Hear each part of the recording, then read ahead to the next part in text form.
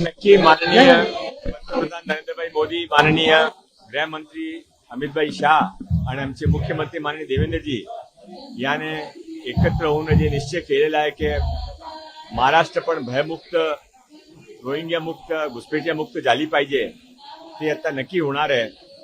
हा एक फार मोठी विजय आहे.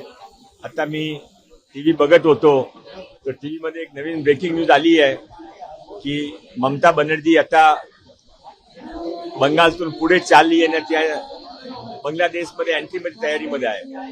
लोकांना कळलं त्याच्या आता भारतामध्ये काय जगह नाही, त्याने बांगलादेश जावं लागेल. पण सर सातत्याने चर्चा चालू होती, विशेष करून ममता दीदींच्या सपोर्टमध्ये कुठेतरी मुंबईमधून ठाकरेंनी देखील आवाज दिला होता. आता हम तो डुबेंगे सनम तुमको भी लेकर साथ में, ते सर्वजण एकत्र डुबणार आहे. जे देशविरोधी ताकदाचे बरोबर जाईल त्यांच्या तेज हर्ष होईल, जे स्टालिनच्या तामिळनाडूमध्ये झाला आणि ममता दीदीच्या बंगालमध्ये झाला. झालमुडी वाटपाचा केलेला आहे. तुम्ही पण या. में जानना चाहेंगे जिस तरह से रिजल्ट आए हैं बीजेपी के, मैंने बताया अभी ब्रेकिंग न्यूज चल रही है टीवी पर. ममता बनर्जी बंगाल से आगे निकलकर बांग्लादेश के अंदर एंट्री ले रही है.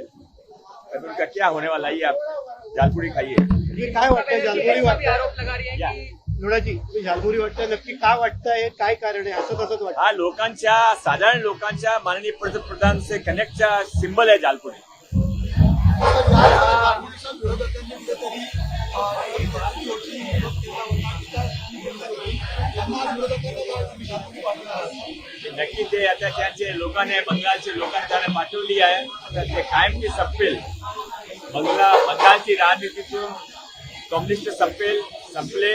आता ममता दीदी पण संपेल.